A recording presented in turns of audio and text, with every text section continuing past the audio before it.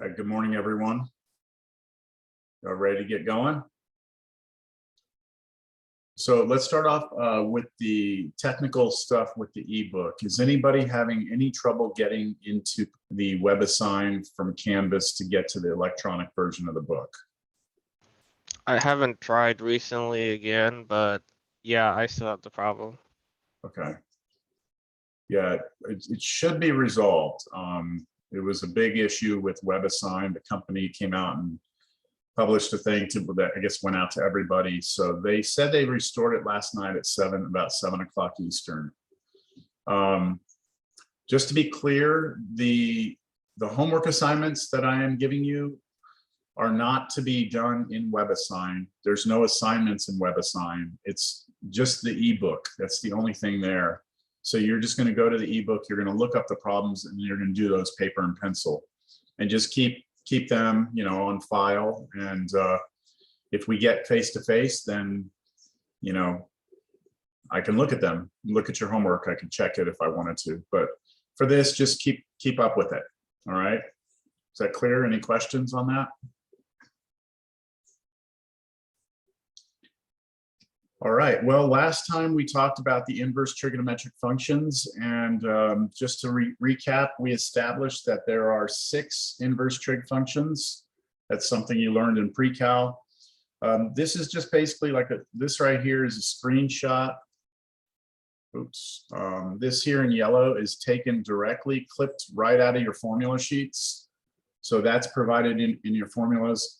It's the 3 of the inverse trig functions, and it includes the domain restrictions on those. Now, there are 3 other inverse trig functions that have restrictions on their domains, but they're not used that frequently. So this next part here in blue is actually a copy paste out of the ebook. So the ebook even says in it, like, we don't use these that often, but here they are just in case. The inverse of cosecant, secant, and cotangent, and then again the domain restrictions for those 3. After we established that there are 6 inverse trig functions, then we established the derivatives of each of those, and we talked about that last time. I actually proved why the derivative of the inverse sine function is 1 over the square root of 1 minus x squared. And then I had you all work in groups to show this one, right? Formula 21. And I told you to remember that's a very important one. It's going to come up a lot in this class. The others we did not derive, but I just want you to know again that those are in your formula sheets. So this is something you'll have access to on each exam. And from there, we just make sure that we can use the different rules from Cal 1 to take derivatives using those new formulas. We did a few problems. We did some implicit differentiation. And then I wanted today to give you your first quiz. Now, this quiz is not going to be done right now. Okay, you're just going to do this on your own time. And I just emailed everybody through Canvas a Dropbox link. So what you're going to do is you're going to work these problems out, and then you're going to somehow get those to an electronic version. So take a picture of them or whatever. And then what I want you to do is make sure that whatever you submit to me, I want you to practice submitting at least 2 pages. So maybe your first page will have, I don't know, your first page that you submit to me can just be like a cover page or something, you just have your name, say quiz 1 or something like that. And then on the second page, have number 1, number 2, and then your work. This is just to make sure that you know how to get multiple pages turned into one file, all right? And this is just in case, we continue to have to do online. And, this is the way you'll have to submit your work. So I just want you to practice with it. Any questions on that? When is it due? You want us to work on it now? No, I don't need you to work on it now. Gotcha. Just make sure that you have the problems copied down. Let's just make that due in the next 24 hours. So by 9 a.m. tomorrow. So due by 9 a.m. 26.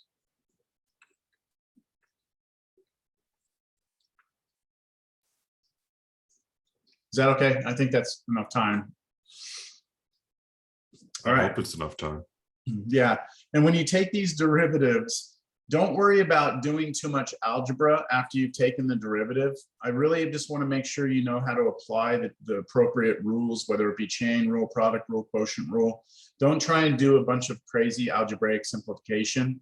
I mean, obviously, if you see like a 2 times 3, like multiply it and make it a 6, right? But other than that, you don't need to do a lot of algebra.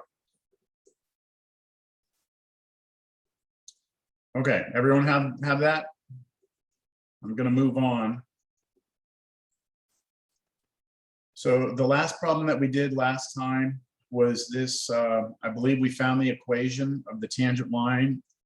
And this was an example of how we can use implicit differentiation, right? We did do that, yes? Okay, so the last example that I have in this section is a problem from Cal 1 that you may have actually encountered, something similar to it. It's a related rate problem. And what I want to do here is illustrate to you a few things. First of all, remembering how to do a related rate problem. And then the second thing is to show you how the inverse trig functions that we're looking at here and their derivatives, how they can be useful to us. All right. So let's do this example 6 together. See how it goes. Any other questions related to the class before I start on this, or anything else in general? One thing I do want to mention is 5 minutes before class, I attempted to get into the WebAssign and I still had the same error. Oh, really? Mhm. So the same error as yesterday? Yes, Hmm. I'm not sure if I may And be you- on cast or not. Went through modules to get to it. Yeah, did you go, you went, I mean, you basically went into the course. Let's see, where are we? Yeah, I mean, if you're not getting it here, you might try clicking modules. It should be the same thing though. And then click for ebook access. Let me see, I'm gonna try it and see what happens.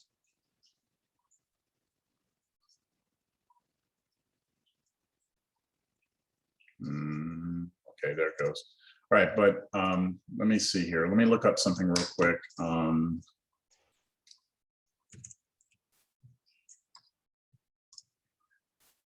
The publisher rep sent me this link that you can check the status of the system. So let me see what the status is.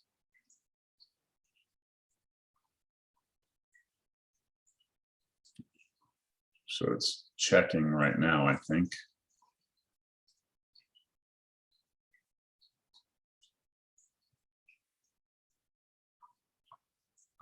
So it's saying there's no issues.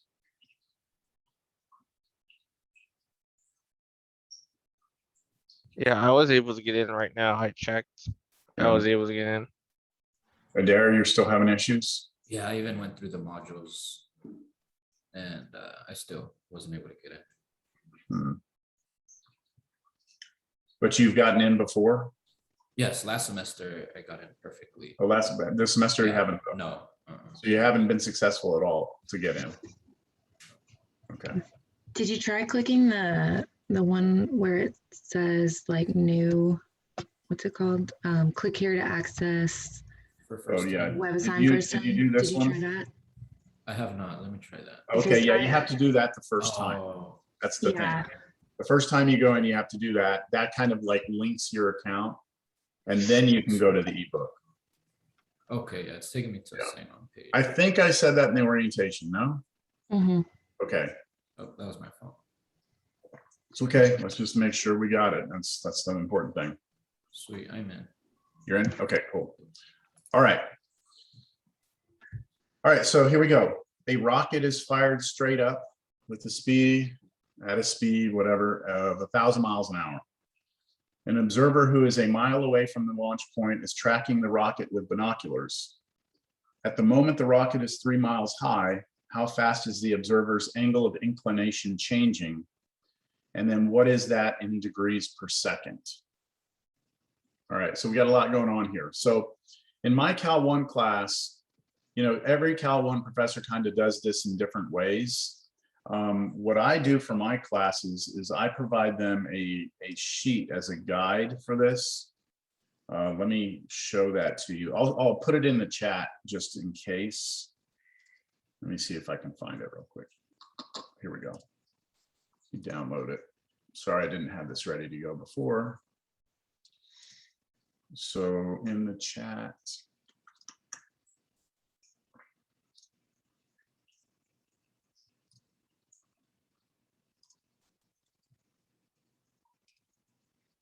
Okay, I've sent it in the chat. And then let me open it up here.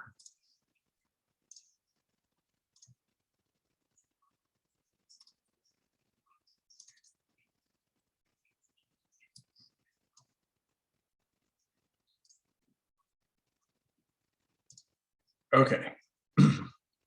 So what we do in my Cal 1 classes is we use this as a template, okay, to help us get through related rate problems. And so I give them kind of a set of steps, and I make sure I tell them, look, these steps, you don't necessarily do these in order. You just want to make sure you cover all the steps, because every related rate problem is a little different.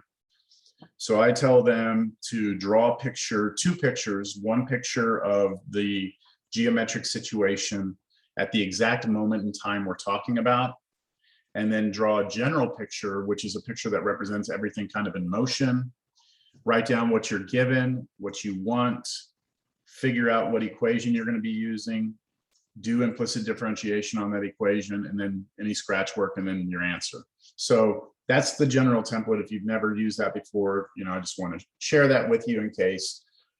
So let's try and use this to do this problem. So we have a rocket, it's fired up, it's moving at 1,000 miles an hour. You got an observer on the ground a mile away with binoculars looking. At the moment the rocket is 3 miles high, how fast is the observer's angle of inclination changing? So I'm going to work through this kind of quick, but let's just see how this goes. So I'm going to draw my first picture. I've got the ground. I've got a rocket that is moving up, right, like this, okay? And let's just say that that rocket is, well, let's just say it's right there, okay? There's my rocket blasting away here. And that rocket, at the instant we're talking about, that rocket is 3 miles high. So I'm gonna put 3 miles here, MI for miles. And then I have an observer on the ground. This is not drawn to scale, okay? I have an observer on the ground here who is 1 mile away from the launch site. So 1 mile here, again, not drawn to scale. And what we're discussing here is the rate of change of the angle of inclination as this person is watching the rocket go.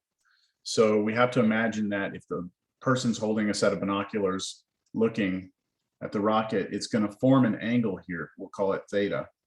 Now, we're not going to take into account like the height of the person and how tall, like how high off the ground the binoculars are. We're not going to get that specific. We're going to imagine that the binoculars are on the ground.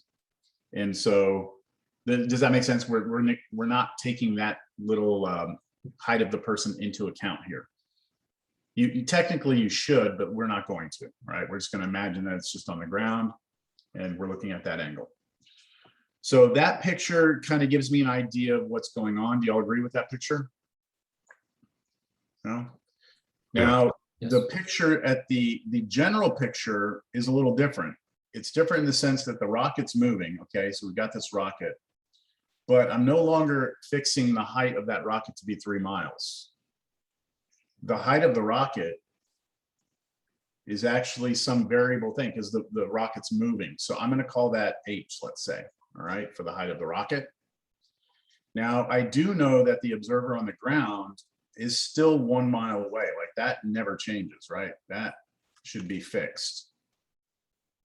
And the angle here, theta, is also changing, right? Because we're trying to imagine that the rocket is moving in this second picture. And this first picture is kind of like a snapshot at this one particular instant in time.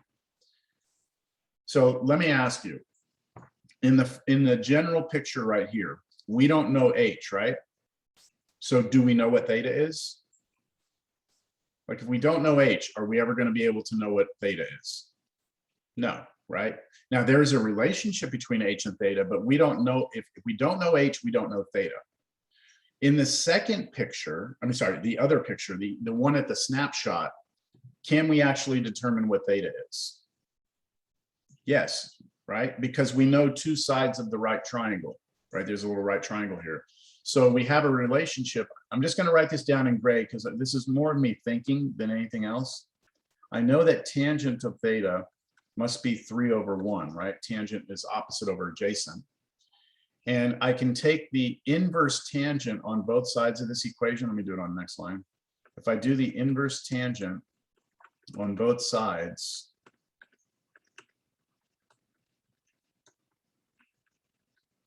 then the left side becomes theta, and then inverse tangent of 3 is something that I would have to do on my calculator to figure out, right? But that would actually give me what theta is. Now, if I use my calculator, give me a second because I left my calculator in the other room. Hold on.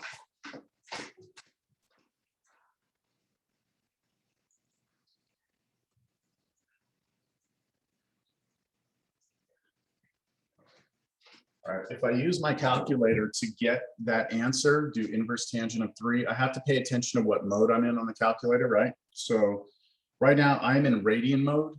So when I do inverse tangent of 3, it gives me an answer of 1.249. So theta is approximately 1.249.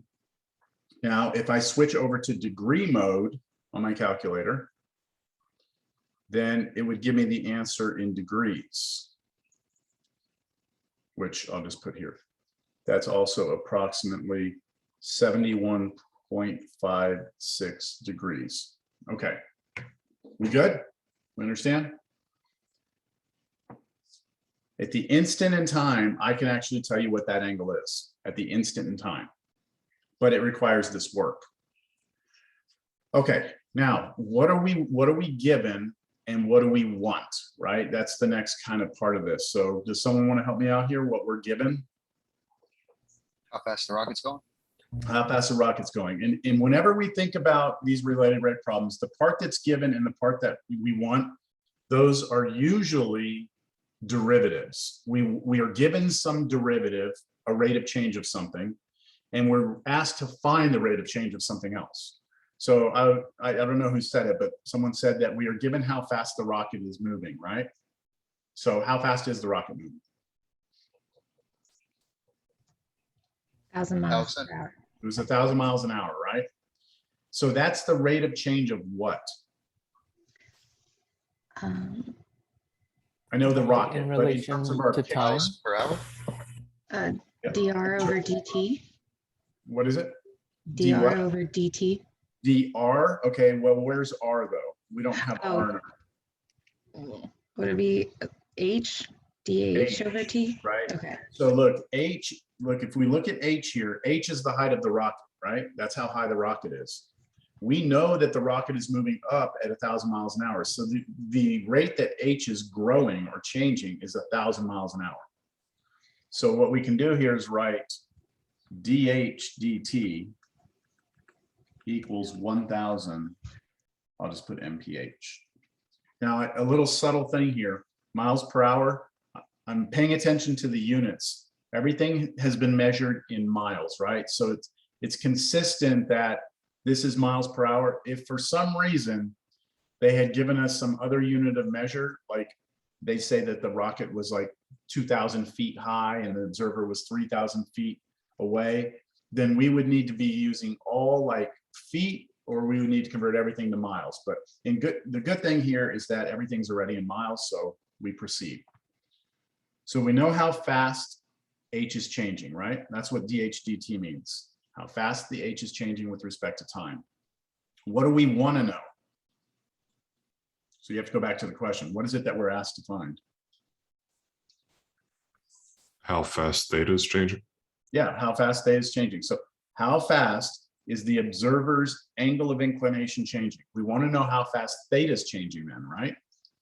So I'm going to write here d theta dt is what we want.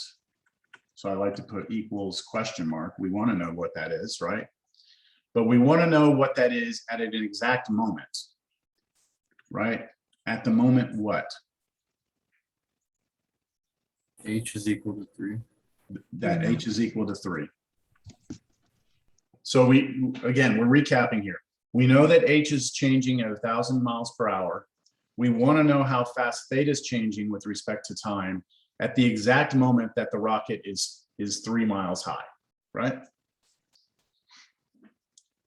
So the next thing to do is to try and figure out the equation that connects these two things together. So what I always tell my classes is look at the variable here and look at the variable here, H and theta. You need to come up with an equation that connects H and theta together, and you are only allowed to look at that picture, okay? So what relationship can I create between H and theta? And you're allowed to use anything you want, as long as it is a correct relationship. So let me call on somebody. Let's see. Well, Austin, you're up. So you want to, Which Austin? what's that? Which one? There's 2 of us. Oh yeah, that's right. I'm sorry. Austin Crack. Okay. So looking at this picture, give me any relationship that you can create using everything you know about triangles and everything else. X, H, and theta together. Well, I mean, tangent, we already said, right? Because theta's opposite over adjacent. Yeah, so you could use tangent, right? You could say, all right, tangent of theta, right, would be equal to the opposite, which is H, over the adjacent, which was 1. Right, so tangent of theta is 1. Or sorry, tangent of theta is H. And that is an equation, right? That is the relationship that we have between H and theta. It's an equation that has both of those variables in it. Okay, how about the other Austin? Let's knock both the Austins out today. Austin, are you okay with that? With this? Yes, that's along the lines I was thinking. Okay, so now what we do is we have to do implicit differentiation of this. So that means we have to take derivative of this with respect to time, or with respect to t. So we want the derivative with respect to t of the left side of the equation, and the derivative with respect to t of the right side of the equation. So this is what I want to ask you, Austin. What is the derivative of tangent of theta with respect to t? Do you recall what the derivative of tangent theta is? Yeah, not at this moment, no. Okay, so this is where you go, make sure you have your formula sheet handy, right? Who wants to help? Secant squared x.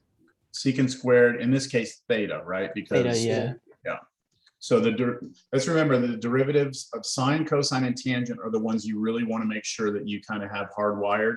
The other three, not so much, but the derivative of sine, cosine, and tangent come up a lot. So the derivative of tangent of theta is secant squared theta. Okay, are we done? On this side of the equation, are we done? No, You have to treat it like a power rule, right? we have treated like a chain rule. Yeah, this one. Chain rule. So we still have to take derivative of the inside of this argument, right? The argument of that trig function. So what is the derivative of theta with respect to time? So I'm multiplying. What is that? d theta over dt. D theta dt. Okay, so recap. Derivative of tangent of theta is secant squared theta times the derivative of theta, which is d theta dt. With respect to time, the derivative of theta is d theta dt, right? That takes care of the left side. Now on the right side, we're just taking the derivative with respect to t of h, which is just dh dt.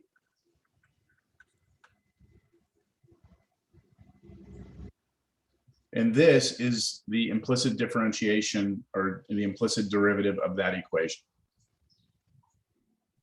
And then what we do is we look at this equation, this new equation we have, and we realize that the thing that we were given, right? The thing that we were given, dH dt, is actually right there. The thing that we want, d theta dt, is actually right there. And so we should be able to solve this, right? We should be able to figure out what d theta dt is. We have to replace dH dt right now. So I'm gonna do some scratch work over here. Whoa. Come on, buddy. Okay, so replacing dH dt with 1,000, this becomes equals 1,000. D theta dt is what I'm trying to solve for, so I don't care about that. Now what do I need to do? Divide out the secant squared. Yeah, so but to do this part, I would need to know what theta is, don't I? I actually need to know theta. I need to do secant of theta and then square that answer. Do y'all agree? Secant of theta and square that answer. I could do that on my calculator. I could do secant of, okay, what's theta? Well, now we can look at the instant in time. So we can go back over here. Do you remember how we figured out all this stuff about theta? I can use the 1.249. Just don't forget, we have to square this answer. So I'm gonna just take all that and square it. So what I would do is I would get on my calculator, make sure I'm in radian mode, right? I need to be back in radian if I'm gonna use the 1.249. Let me switch back to radian. Now secant, most calculators don't have a secant key, but secant is 1 over cosine. So I would just do 1 over cosine of 1.249, and then make sure you square that, and then d theta dt equals 1,000. So I'll do that on my calculator now.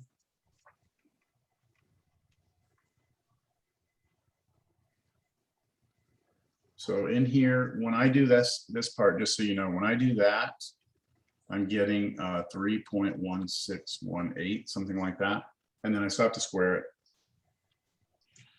So I'm getting like 9.997. I'll just stop there. D theta dt equals 1,000. And then divide by the 9.997. So I get d theta dt is approximately equal to 1.00. It's about 1. Okay, let's just go with 1.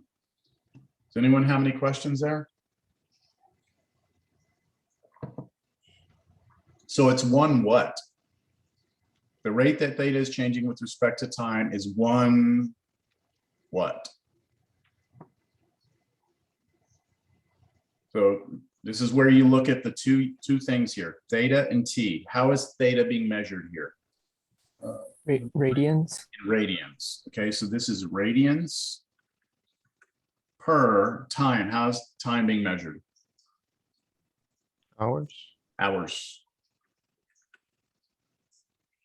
So at the exact instant that the rocket is 3 miles high, the binoculars are like rotating or changing angle at exactly or approximately 1 radian an hour is the rate of change of the angle at that instant. Now the question said, you know, find, you know, at the moment the rock's, how fast is the observer's angle of inclination changing? Then it says, what is that in degrees per second? So this is something I normally didn't do in my Cal 1 classes. This is just us practicing. How do you convert 1 radian an hour? Let's just stick with 1 radian per hour. How do I convert that into degrees per second? So I have to use conversions. So let's work with radians first. How do you get radians to degrees? There's like a relationship. Do we know the relationship between radians and degrees? Like 180 over pi, or pi over 180. Oh yeah, it's 180 over pi. Yeah, so you said 180 over pi. I'm gonna write something down on the side here. Does everyone agree that 180 degrees equals pi radians? Do y'all agree with Yes. that? When you think about pi on the unit circle, that's equivalent to 180 degrees. So what I'm gonna do over here is I'm going to multiply this by a fraction, and I'm gonna create the fraction using this conversion.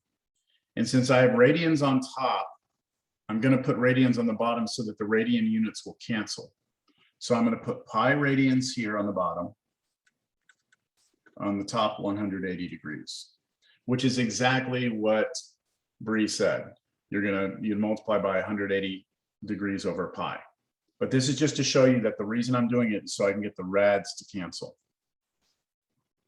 Now I want hours to go away, and I need to turn hours into seconds. So do you know how many seconds there are in an hour? Isn't it like 3,600? 3,600. Because there's 60 minutes in an hour, and each minute has 60 seconds. So 60 times 60 is 3,600. So there are 3,600 seconds in 1 hour. So what I do now is I multiply this by, let's see, I want the hours to go away. So that means I'm gonna need hours on top. And that's 1 hour, and then on the bottom, 3,600 seconds. This is called dimensional analysis, where you take something and you change its dimension into something else. That's what we're doing here. Okay, so now that's it. All the units have gone away except for the thing I want. So on top, I'm gonna have 180 degrees, and then over, the only thing on the bottom is a pi and a 3,600. So 3,600 pi and seconds. So I'm going to get on my calculator. I'm going to do 180 divided by, and be careful, 3,600 pi is all in the denominator. I get approximately 0.0159 degrees per second. So all I did was took this number and divided it by those two, and then my answer is in degrees per second. Okay, any questions here? I told you that there was going to be some way of doing this, or that I was doing this problem because I wanted to illustrate to you how the inverse trig functions can be useful. I think one could argue that it was kind of useful here at this step. Would you agree? It was kind of useful here at this step because we were able to figure out what theta was. But I want us to come back because there's something else I want to show you with this that's really important. When we set this problem up, we did everything and we came up with this equation, right? We came up with this equation. And then we differentiated it. And the thing I want to point out to you is when we differentiated it, because we had tangent theta, we got this secant squared theta piece, right? That secant squared theta piece then forced us to have to know what theta was, right? Like at that point, the only way we could solve the problem is if we knew what theta was, which requires work, right? That means we have to do all this to figure out what theta is, okay? So I'm going to now do this problem again, but at this step right here, so let me just, right now I'll just, what am I gonna do? Yeah, I'm just going to take you, let's go to this point, this stage right here of the problem, right there. And I wanna do something. Before I differentiate, watch what I do. I'm gonna take tangent inverse on both sides of this equation.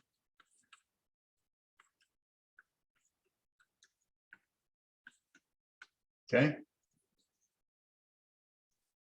If I do that, the left side of the equation is theta, and the right side is tangent inverse of h, right?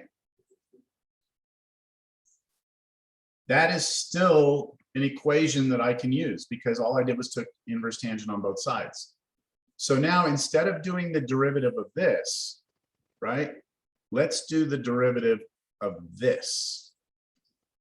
All right, I'm going to do that over here on the side so you can see it. So if I do the derivative with respect to t of the left side, theta, equals the derivative with respect to t of the right side, which is tangent inverse of h. Watch what happens, okay? What is the derivative of theta with respect to time?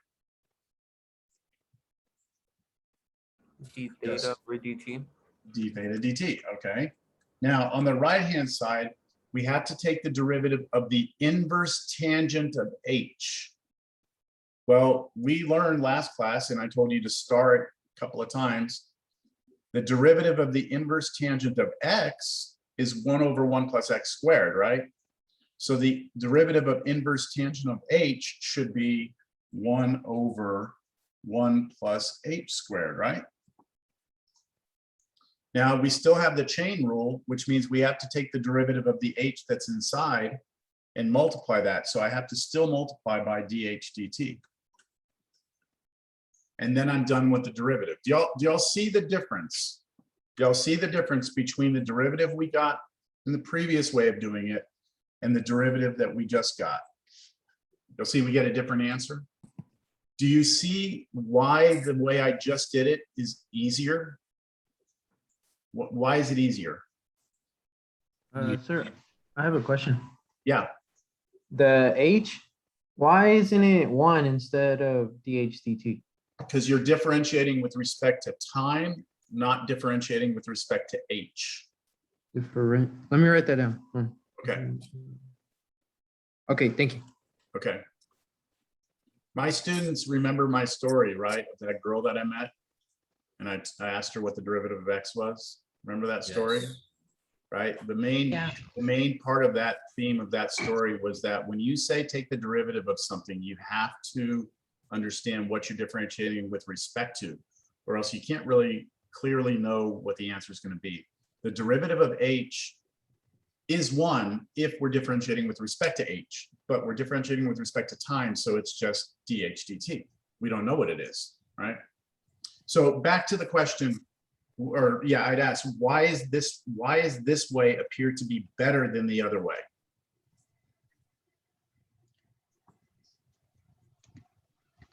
Because you don't need to find theta. Exactly. Does everyone see that? You do not need to know what theta is to get the answer. D theta dt is what we're looking for, right? Like that's what we're trying to find. Okay, so great, it's there. But to find d theta dt, all we need to know is this stuff on this side. Well, do we know what h is? Yeah, h is 3, right? Do we know dh dt? Yes, that's 1,000, right? So we actually can do this problem without ever having to get theta, if we would have made that little change right here with the inverse tangent on both sides. So I hope that that kind of illustrates how these derivatives of inverse trig functions can be helpful in problems, because it can create a cleaner, easier path to an answer. All right, I'm not going to work the rest of it out. You just replace h with 3 and replace dh dt with 1,000. We should get the same answer, about one radian an hour. When I did it, I got 100. You got 100? Yeah, well, this new problem, and then the one before when we used the angle, Oh, I you got know what? like Hold on a second. 100. Yeah. What did I do here? It's 1,000 over 10. Oh my gosh, why didn't y'all say something earlier? This right here, Yeah. I put 1. Why didn't y'all say something? What is that supposed to be? 100.027. Yeah, this is 100. I'm sorry. What I took this, I divided both sides by 9.97. What did I do on my calculator? What the Yeah, I just kept trying to re-put it in. I was like, I still keep getting 100. Okay, like if I do something obviously very stupid like that, please say something. Look, y'all see this right here? I was dividing both sides by 9.997. I should not have gotten 1. I should have got, what, 100? Mhm. So this is about 100. Now, that doesn't change a lot, because No. all we have to do is just multiply all of our answers by 100 and we're fine. So this, move this decimal point over, 1.59. Make this 100 right here. But yeah, okay, then the answers match, right? If you put h is 3, Yeah. you'll get 10, 1 over 10 times 1,000, which is 100. Okay, I'm glad you said something because they wouldn't have matched. Okay. Any questions on that? We're done with 3.5. The main idea of 3.5 is, again, 6 inverse trig functions. They all have their own derivatives. We should be able to differentiate using product, quotient, chain, all that. And that, implicit differentiation can come into play, and you can go back and do other problems that you've done before with this new kind of tool within your toolbox. All right, now we move on to 3.6. Now, most students have not seen the material from 3.6. A lot of you, well, there's people in the class that may have seen the 3.5 stuff, but not many students have seen 3.6. Let's do a quick little poll. I want to see just on the poll, A means yes, B means no. Okay, A is yes, B is no. Do you remember ever seeing hyperbolic trig functions in the past at all? I'll give everyone a minute to answer.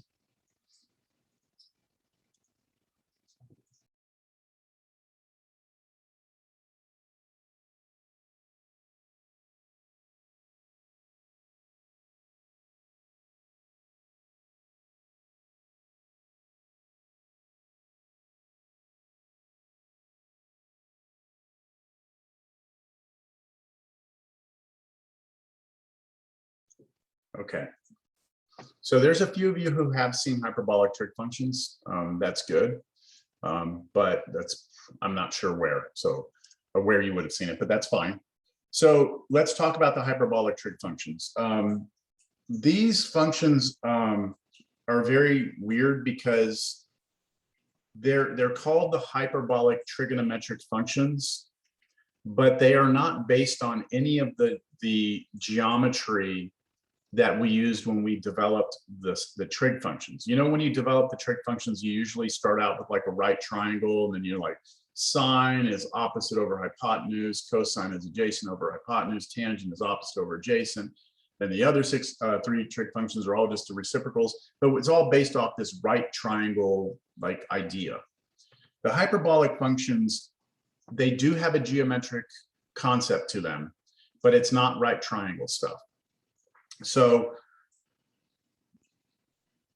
they actually come from the exponential function, right? E to the x. So here's the definitions of these 6 new functions. Okay, so these are brand new functions for most of you.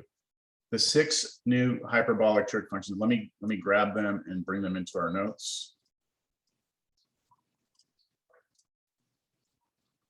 Here are the definitions of the hyperbolic trig functions. So this first one, you can say that different ways. You can say hyperbolic sine, or you can say sine hyperbolic. I've heard it said both ways. The big difference is that there's a little h there, right? We have that little h in here. That's what distinguishes it between, from the sine function. You have to have that little h there. But the definition, the precise definition of what this function is just this. Okay, it's e to the x minus e to the negative x over 2. Now you can pull the 2 out of the bottom, and you can look at it as a fraction out front, and you get an equivalent expression right here.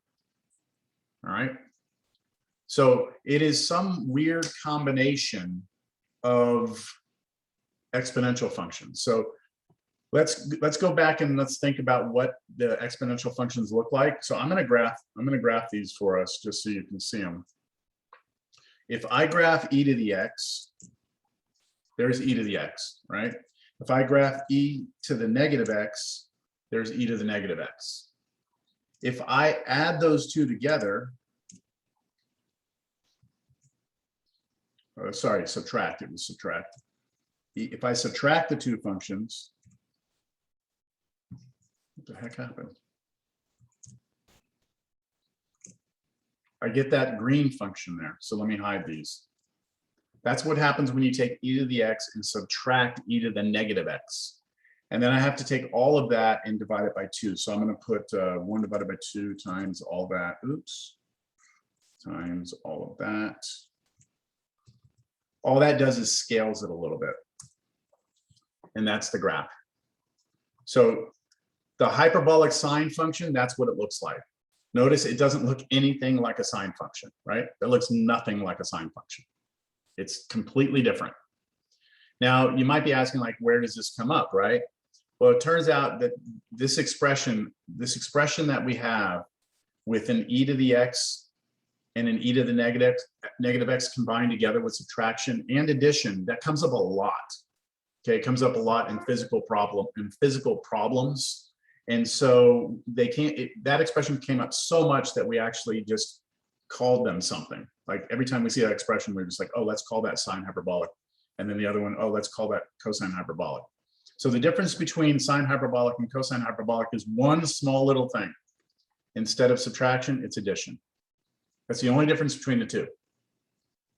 Right? Let's look at the graph. How does that change the graph? If I were to take that and I were to change that to a plus, there's that graph. Let me change the color real quick. So do you see that the sine hyperbolic and cosine hyperbolic functions do not even look close to one another in terms of, like, you know how sine and cosine, they were like the same graph, just like this little phase shift back in pre-cal. Here, hyperbolic trig functions, the sine hyperbolic and cosine hyperbolic are very different. The cosine hyperbolic here in blue, what does that look like to you? You've seen something like that before? Kind of like a parabola. Yeah, it looks like a parabola, doesn't it? Looks kind of like a parabola. Well, it actually is not a parabola. Let me graph a parabola here. I'll put a times x squared. Let me do even more fancy than that, minus h. I'll kind of show off some of the abilities of this thing. So what I've done is I've created a generic parabola where I can change the shape of it, can move it around left and right, can move it up and down. Okay, so there's a generic parabola in purple. There is absolutely no way that I can change the shape of this. I can try as hard as I want. There's no way I can change the shape of that parabola and make it look like that hyperbolic cosine function. I can try. Okay, I can try and adjust it, but there's just no way I can make them land on top of one another exactly. They are different. The way it curves is just slightly different. Do y'all understand what I mean by that? So there's no way a parabola can ever be a hyperbolic cosine function. Even though they look similar, they are not the same. So the natural question might be, where would this come up, right? Like, where would you see a hyperbolic trig function in the real world? So usually this is really fun to do in a face-to-face class. We don't get to do it, unfortunately, because of this situation. What I normally do in a class is this screen that you see in front of you, right, is projected onto a board. And so what I do is I get a volunteer in the class, and what we do is we hold up a string. Let me see if I don't want that string.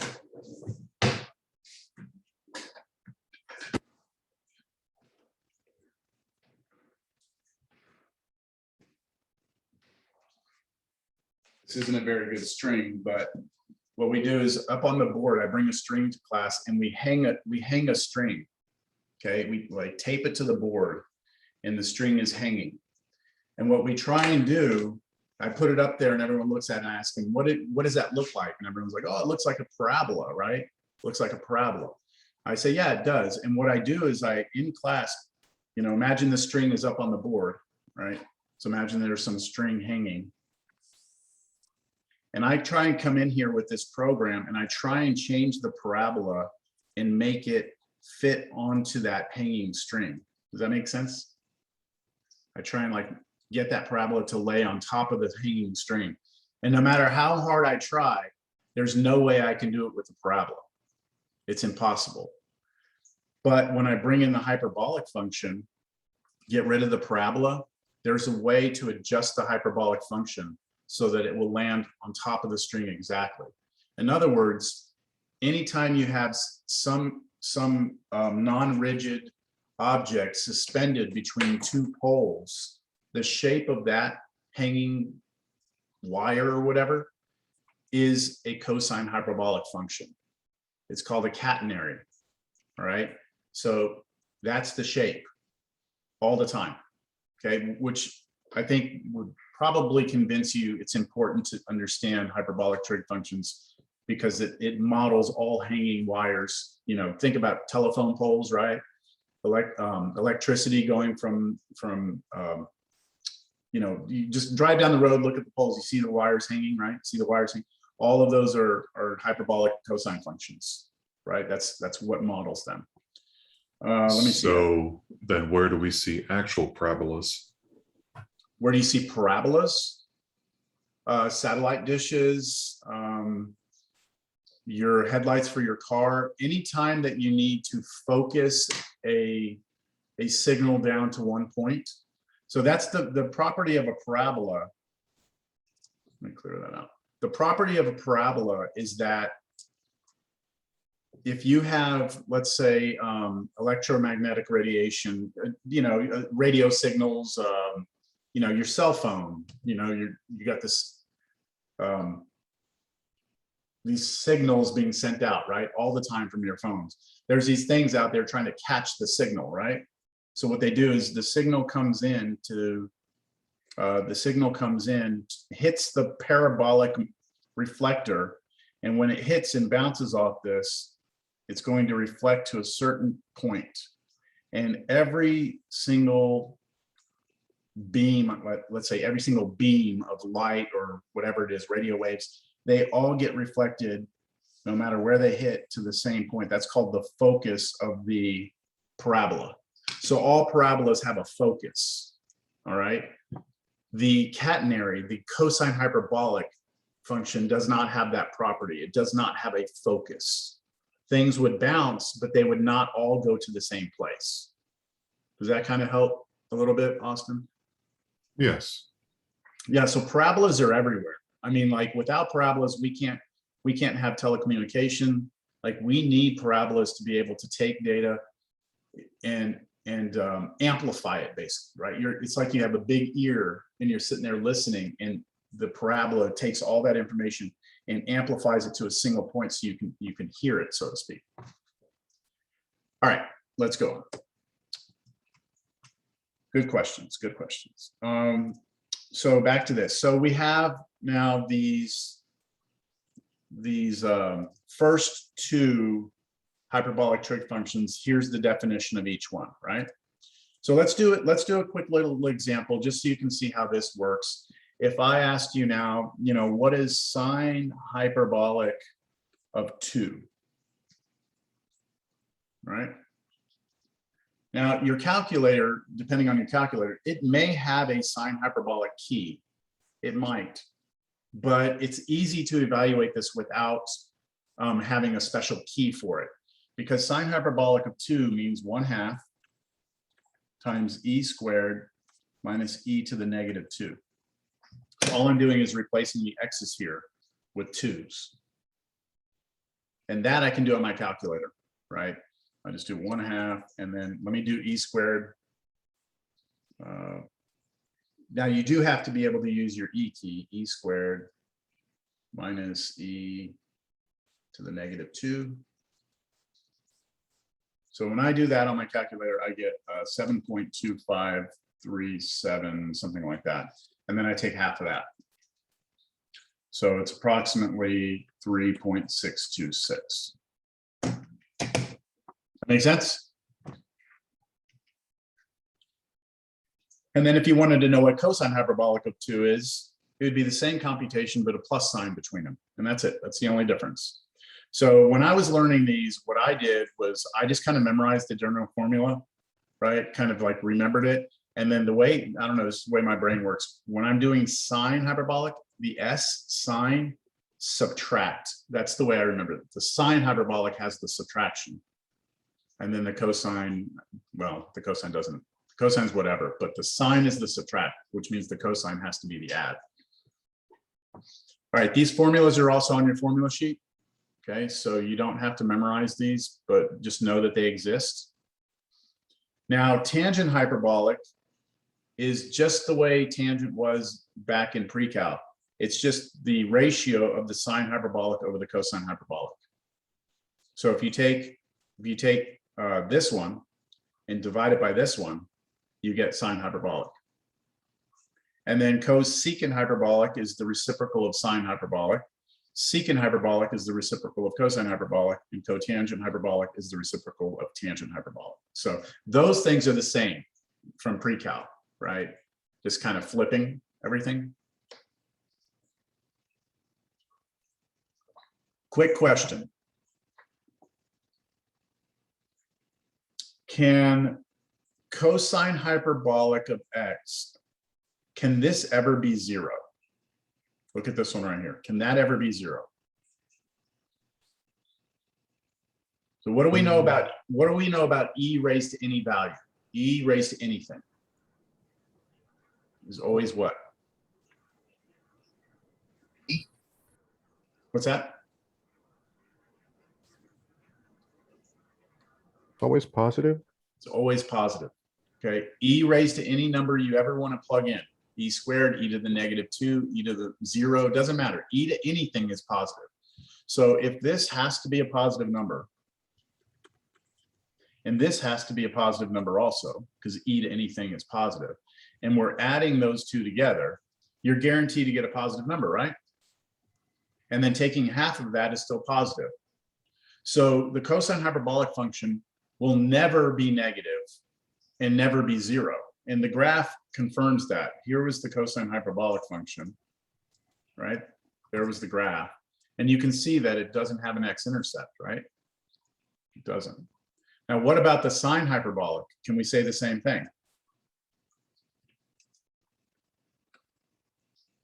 Well, not really, right? Because this could be a positive number. This could be a positive, or that has to be a positive number, but we're subtracting them. And when you subtract two positive numbers, it is possible to get 0, and it is possible to get negatives, right?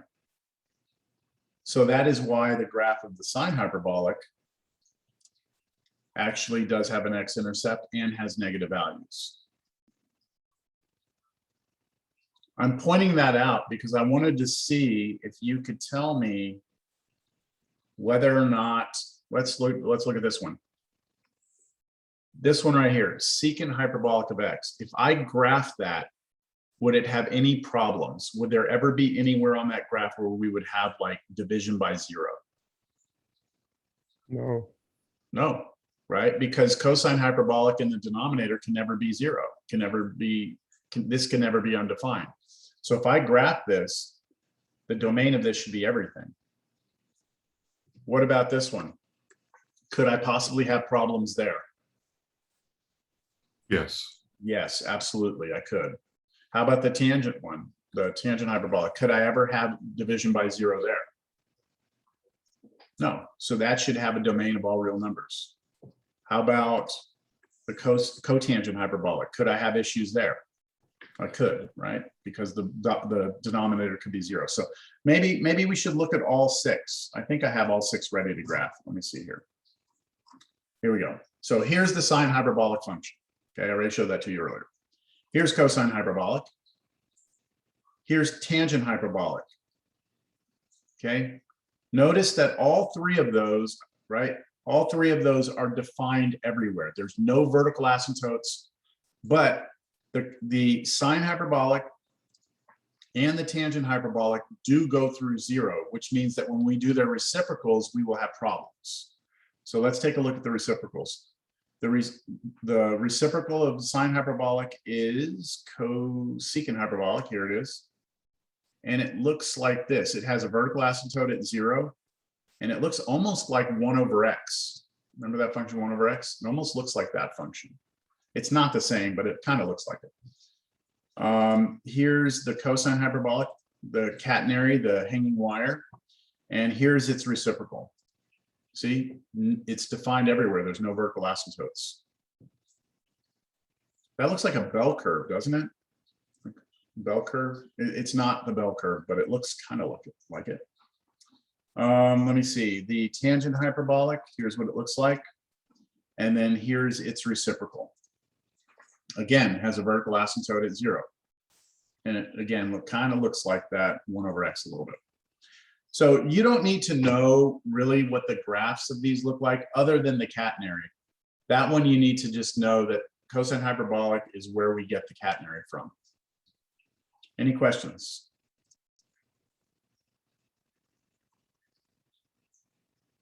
Yeah, this is what I do in class. This is where I put this up on the board and I try and like adjust it to make it fit the hanging wire that we've hung on the board. And then we try and do it with a parabola. And we sit there and struggle and we can't figure it out. So only the catenary works. All right, now take a step back. The last section, we talked about the 6 inverse trig functions, right? And then talked about their derivatives. And that means that we introduced to you last class and today 6 new derivatives, right? Derivative, inverse sine, inverse cosine, inverse tangent. All the 6 inverse functions have derivatives. Well, guess what? We just defined 6 new functions, right? The hyperbolic trig functions. And now we want to know what their derivatives are. Okay, so what do you think is going to happen here? I don't know.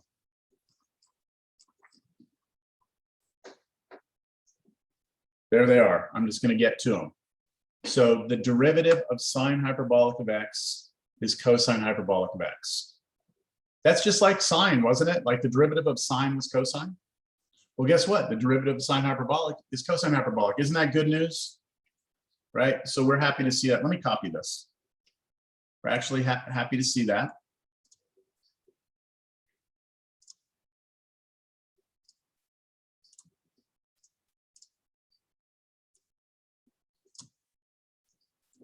So we are happy to see this because it's a lot like Cal 1 was, right? Now, I'm not going to prove each of these. I'm just telling you that they're true, but I do want to prove the first one. So if you allow me, I'd like to prove to you why the derivative of sine hyperbolic of x is cosine hyperbolic of x. It's very easy to show. So if you take sine hyperbolic of x, by definition, it's 1/2 e to the x minus e to the negative x, right? That is what sine hyperbolic of x is. If I then ask you to take the derivative of this, then all you have to do is bring the 1/2 down for the ride because it's just a constant out in front, and then take the derivative of each of these. They're separated by subtraction, so you can do them individually. So, Jair, what is the derivative of e to the x? E to the x. E to the x, okay, so that's the derivative of that one. And then minus, now be careful, Jair. What is the derivative of e to the negative x? It would be plus e to the x. Plus, so where are you getting that from? You're taking derivative of e to the negative x, which is itself, right? Mm-hmm. Okay, and then what very important point here. I dropped the negative sign. Yeah, this right here, the derivative of the top, you have to do derivative of the negative x, which gives you times -1. That's your chain rule for differentiation, right? Everyone clear on that? The derivative of e to the negative x is itself times the derivative of what's up here, which is -1. And what that's going to do is that -1 is going to hit this negative out here, and that's going to become e to the x plus e to the negative x. Right, Jair? Is that what you were saying? Yeah. And Jair, what is that? Like, look at that. What is that? You recognize it? Oh, that's cosine hyperbolic. That's right. That's exactly what cosine hyperbolic of x is. Right? That's the definition of cosine hyperbolic. So that's why we're saying the derivative of sine hyperbolic is cosine hyperbolic. Now we could do something similar for each of these, but I'm not going to. You're just going to have to take these on faith. So look at the next one. The derivative of cosine hyperbolic of x is equal to sine hyperbolic of x. This is different, isn't it? This did not happen in Cal 1. So here we're like, okay, we need to pay attention because in Cal 1, the derivative of cosine of x is negative sine of x, right? But here it's not negative sine hyperbolic, it's just sine hyperbolic. So just be careful there. The derivative of tangent hyperbolic of x is secant squared hyperbolic of x. And that again is good because that's what happened in Cal 1 with tangent, right? And then the rest, I'll let you, look at those. Just remember that all of these things, all of these formulas are on your formula sheet right here, right underneath the derivatives of the inverse trig functions are the hyperbolic functions in each of their derivatives, right?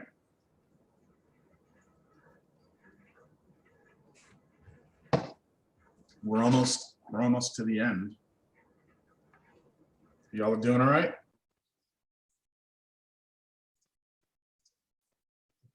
There's a couple of properties. There's a couple of properties of hyperbolic functions. So do you remember this property? Oh, of course you do. I'm just reminding you, but you all know you learned this in Cal 1. This is the Pythagorean identity. This is one of the most important identities that you've ever learned in your life, right? Well, there's a bunch of identities also with the hyperbolic functions. And so these are some of the important ones right here. Okay, these are some of the important ones. So I'd like to do a little group activity right now. I don't want to take more than like 10 minutes for this, but I want to see if you working as a group can somehow prove that that identity is true. So what that means is you're going to start with the left-hand side of this, and you're going to see if you can convince yourself that it turns into 1. So I'm going to put you in groups. Let's only take 10 minutes. Let's see how far you can get. At least talk through in groups how you would approach this. Let me go ahead and make the breakout rooms.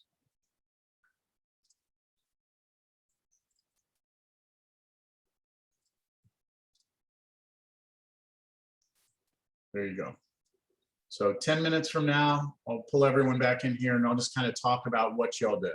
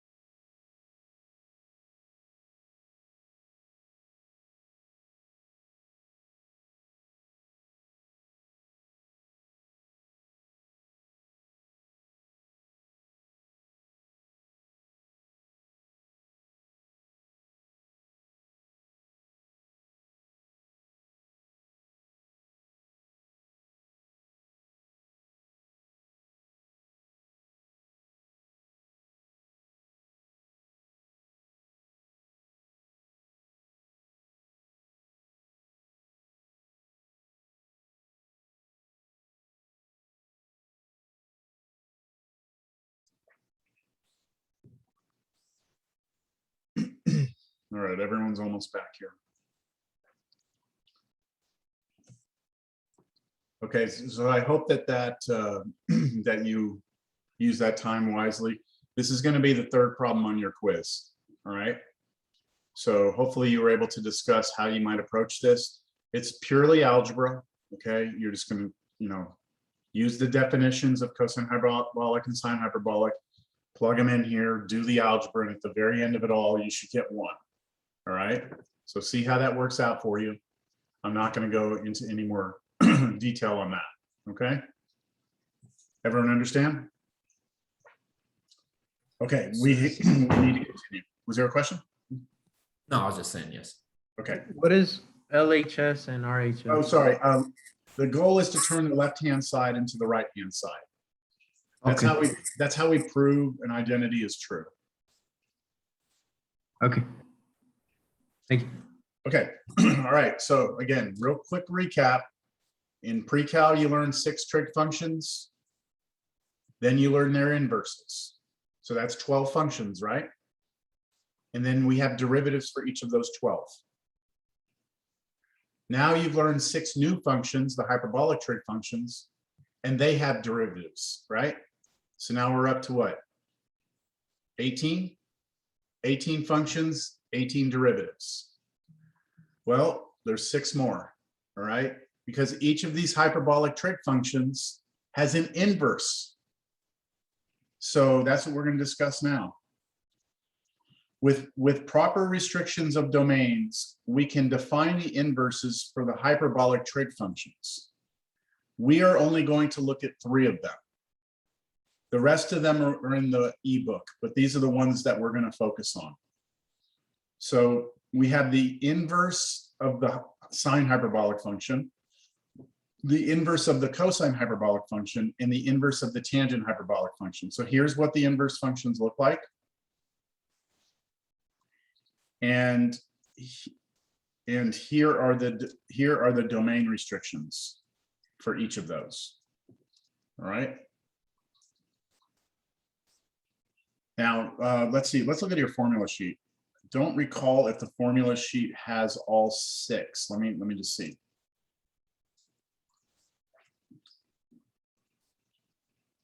Yeah, no, it doesn't. So this sheet right here has. If I scroll up, here we go. This one, no. Where is it?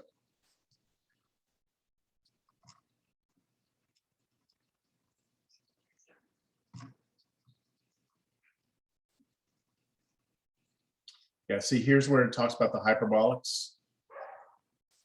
And here they're inverses, right here. And then that's when we start to get to derivatives. So we have the derivative of the good old pre-cal 6 trig functions. There are their derivatives. There are the derivatives of the inverses of those. Here's the derivatives of the hyperbolics that we just talked about. And here are the derivatives of the inverse hyperbolics. They give you all 6.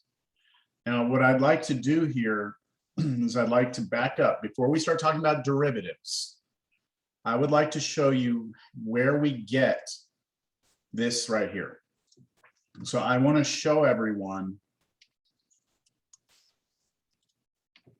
Why the inverse of the sine hyperbolic function is equal to the natural log function. This natural log function.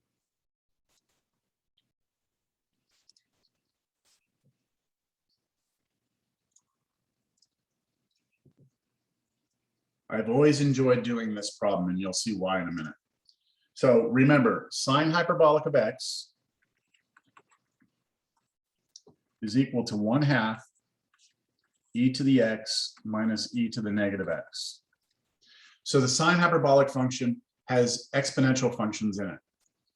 So it makes sense that the inverse of that should involve the natural log function. Doesn't that make sense? Because the inverse of e to the x is the natural log. So it makes sense that there's a natural log, but let's try and establish why, okay? Why is it this? So does anyone remember, if you're given a function, like back in college algebra, if I tell you that y is equal to, let's say, 3x plus 4, or let's say f of x. is equal to 3x plus 4. Does anyone remember the steps that you have to go through to find the inverse function? There's like a set of steps. Does anyone remember what they are? You change f of x to y. Okay, you change f of x to y. Good. Then what? Flip it. X equals 3y plus 4. X equals 3. Okay, so now after you've done that, you switch the x and the y. And Yes. everywhere you see y, you replace it with x. Everywhere you see x, replace it with y. So this becomes x equals 3y plus 4. Okay, these are the steps. So replace, and then you switch the variables. That's the next step. Okay, do you remember the next step? You're doing good.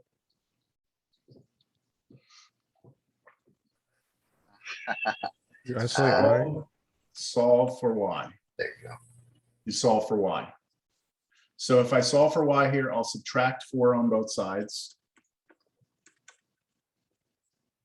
And then I'll divide both sides by 3. And this is the inverse function. So let's check to see if it works. Think about this guy right here as a function, right? So if I plug something into the function f, it's going to spit something out. So let me plug in 7 into this function. All right. So if I plug 7 into that, what does it spit out? So 3 times 7, 21, right? Plus 4 is 25. So that should spit out 25. The inverse function should take 25 and take it back to 7. Does it work? If you plug 25 in here, does it work? 25, take away 4, right? Is 21, and then divide by 3, you get 7. Okay, so this is the inverse function. Now, again, the steps were replace f of x with y, switch the x and y, solve for y. That's how we find an inverse.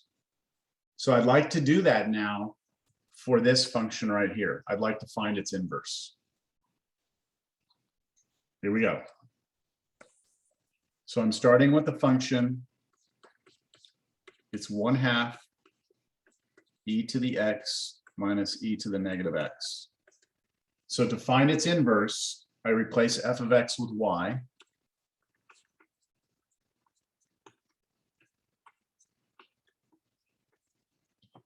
Now, everywhere I see a y, I put an x. Everywhere I see an x, I put a y.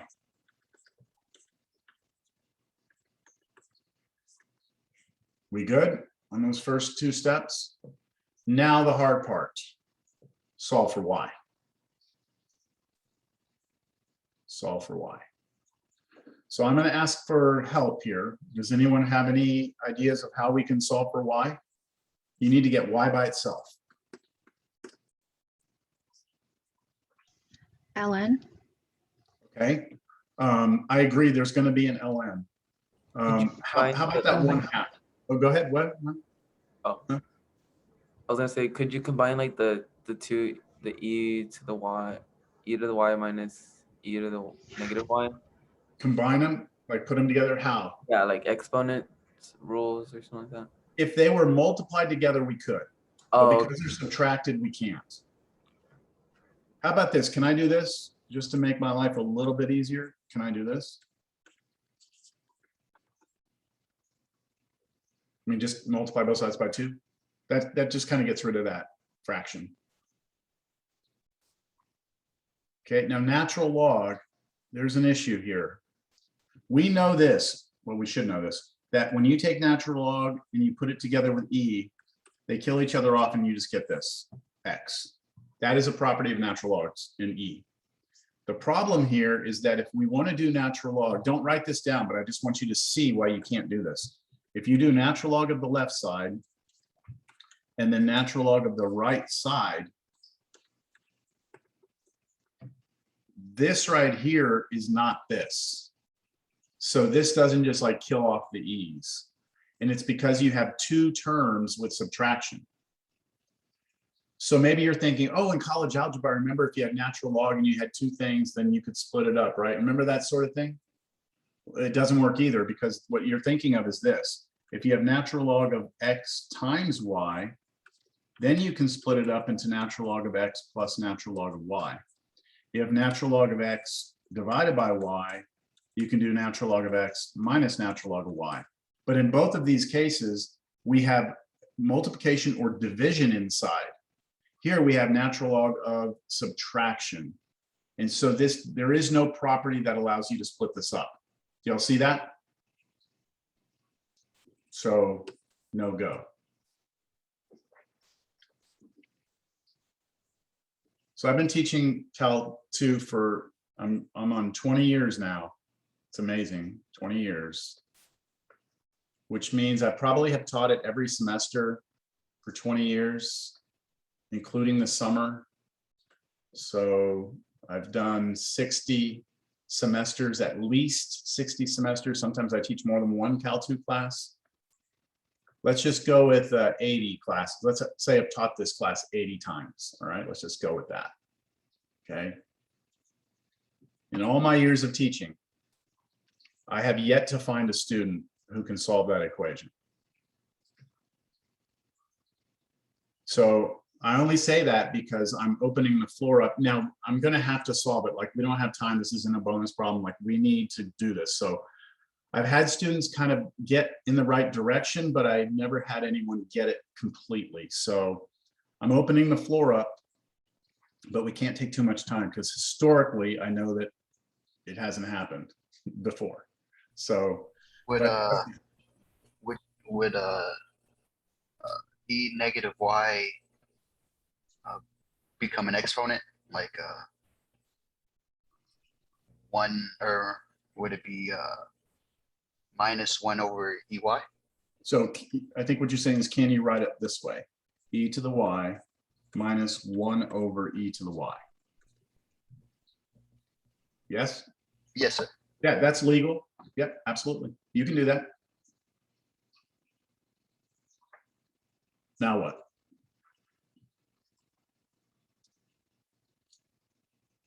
So as long as you don't break a rule of algebra, I'm happy to follow along. I'm not going to tell you whether or not you're on the right track. I'm just going to Divide by 2. So you want to get that 2 out of there? So if I do that, I'm going to have x equals, do you just want, y over 2. okay, you want e to the y over 2 minus 1 over 2 e to the y? Yes. Okay, that's legal. Okay, That's as far as I've gotten so far. okay. And that's all correct. Not, you know, I'm not saying that that's going to get you where you need to go, but that is legal moves, right? The goal is to get y by itself. So it's 10:27. How long should we go here?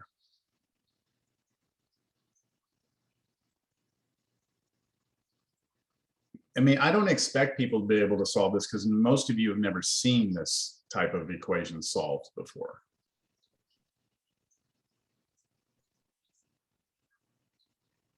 Could we put, like, you can put numbers on each side as long as it's the same number, right? What do you mean? So could- Like multiply both sides by a number? Yeah, so could we do like an EY on both sides to get rid of the negative y? Oh, so like clear the fractions? Yeah, but like on the Yeah. initial one, like Yeah, when we started. Oh, wait, not this page? Yeah, not this page, the other page. Like Here? that one, yeah. You want to do what on both sides? Multiply by EY. E to the y? Okay, I'm going to do it here because it's the same thing. Okay. Okay. All right.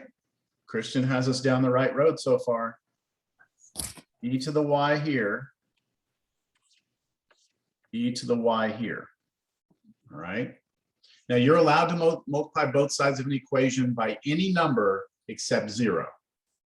And e to the y is never 0, right? Because e to anything is never 0. So this is a completely legitimate algebraic move. Now, what do we get? We get e to the y times 2x. Now on the other side, let's distribute. Okay, what is e to the y times e to the y? E to the 2y. E to the 2y, because you add the exponent. So that's e to the 2y. And then minus what happens here? Becomes They turn 1. into 1. 1. Okay, they just cancel each other out. Okay, yeah. That is algebraically okay, and it is actually the right path. So now what? So I've had students get to this.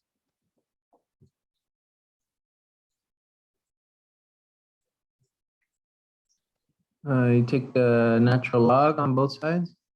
Okay, so if you did that, right, if you did the natural log here and you did the natural log here, you're going to run into the same problem we had earlier. Because of that subtraction sign, there's nothing you can do on the right-hand side to make that be better.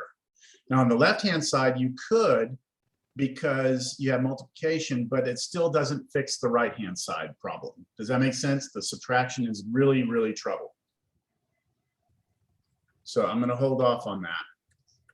Well, why don't we just move the 1 to the other side before we? You want to move the 1 to the other side? And then try natural log. You'll have the same issue because on the other side, when you do +1, then you'll have addition on between two things on the other side, right? Could we possibly move the EY to the left, divide it toward the right to get rid of an EY? Which one? The one on the left side, move it to the right. The only way to divide. get it to the right-hand side is to divide by it. And that's because it's multiplication between that and the 2x. You can't subtract it. But if you divide by e to the y, you're going to basically go back to exactly where you were. Because in the previous step, we multiply both sides by e to the y. So if you divide, you're going to be right back where you were. But can you take every term to the right side and then equal it to 0? Okay. Today might be the day.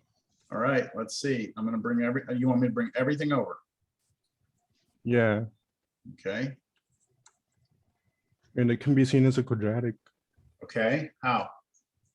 because e to the 2y is like a power of 2 and e to the y is a power of 1.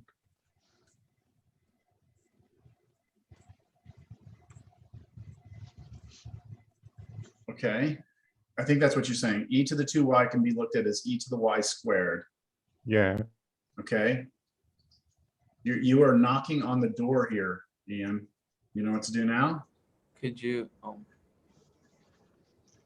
Do what? could well, you you like can yeah, Wait, I didn't hear that. could you like factor e to the y out? Well, not every term has an e to the y. Oh, And we just This one has put in one. the quadratic formula. The quadratic formula, how? you can So- substitute e to the y with like a random letter. Okay, like so A's and B's. replace e to the y with, let's say, u. Let's see, if we do that, then this becomes u squared minus 1 minus u times 2x. Do y'all see that? Okay.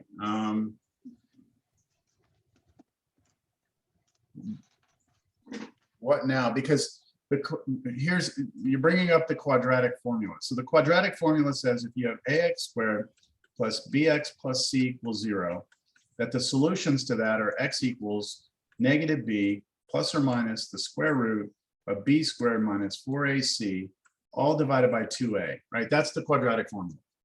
If we have a quadratic expression like this, where a, b, and c are the numbers in front of x squared, x in the number by itself respectively, right? That's what the formula says. So I'm a little bit confused as to how you want me to use a quadratic formula on this. Could the 2x just be b? So like in front of u2, it's 1, and then c is negative 1, and then the 2x could be b. So if you rewrite this, u squared, this becomes the middle term minus 2xu minus 1. Then the number in front of the u squared is a 1, right?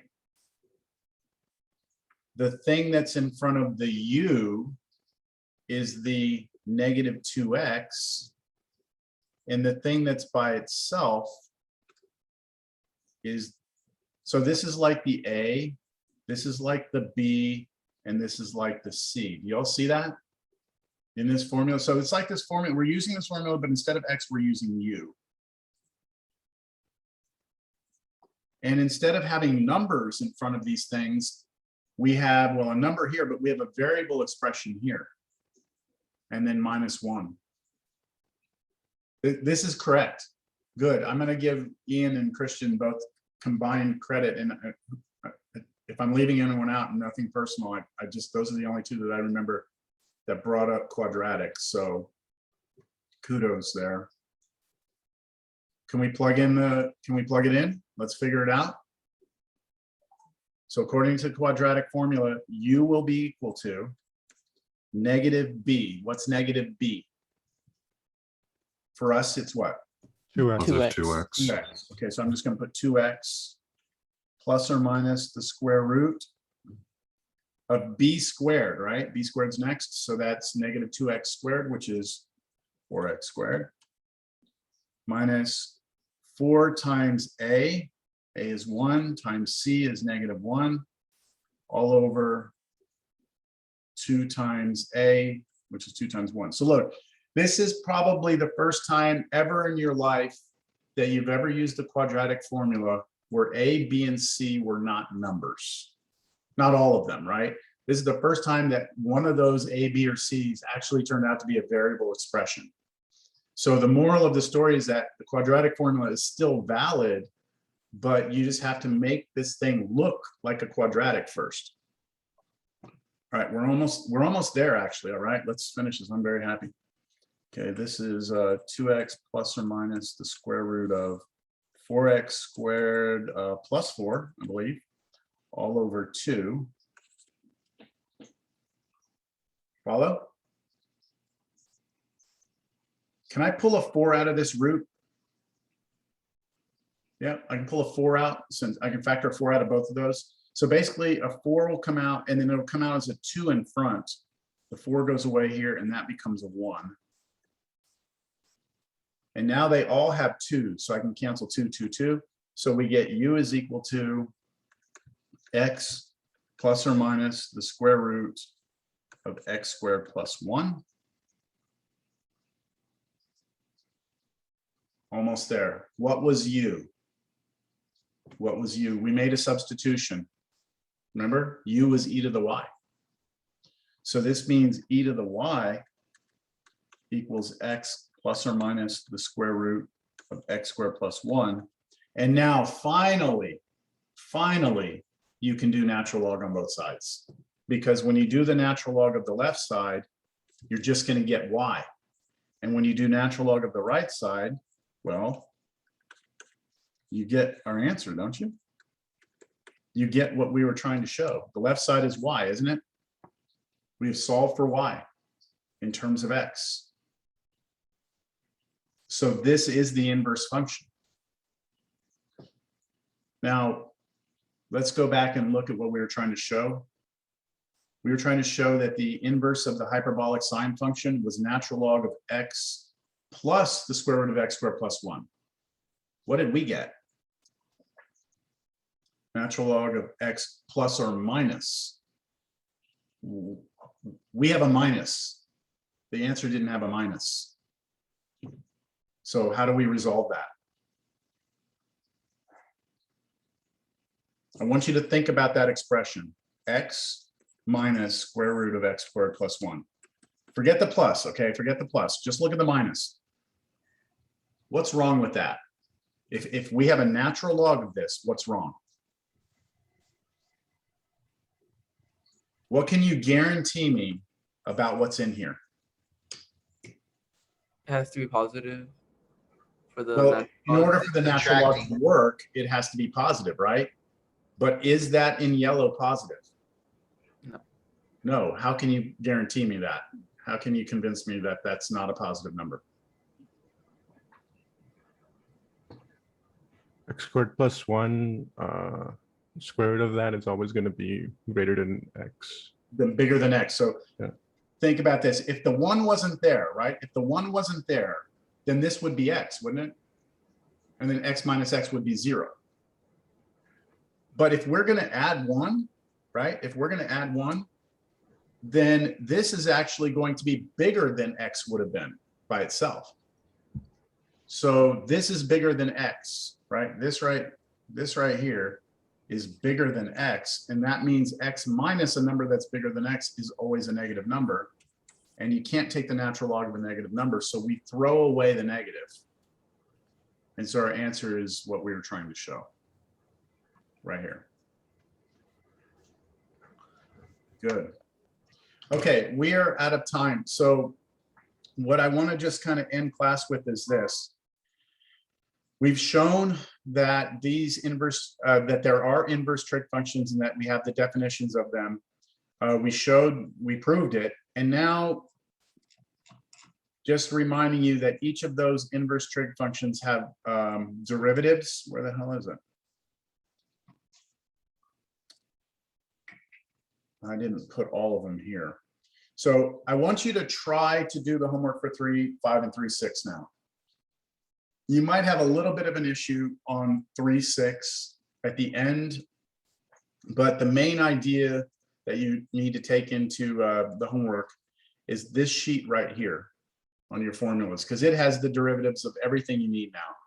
The 6 trigs, the 6 inverse trigs, the 6 hyperbolics, and the 6 inverse hyperbolics. They're all their derivatives, 24 derivatives total.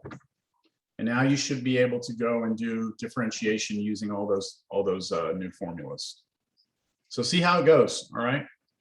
And we'll come back on Monday, right? 9 o'clock, and hopefully, I don't know what you're hoping for, but we're supposed to only have 1 more week of face-to-face. I mean, sorry, of Zoom, and then we're supposed to go back to face-to-face. We'll see. Hopefully they'll let us know soon, right? That'd be nice to know. They'll probably let us know on Sunday night that we're going to stay remote for another 2 weeks or something. All right, everyone. I'll hang out if you have questions, but you're free to go. Have a good weekend. Don't forget the quiz. Do your homework.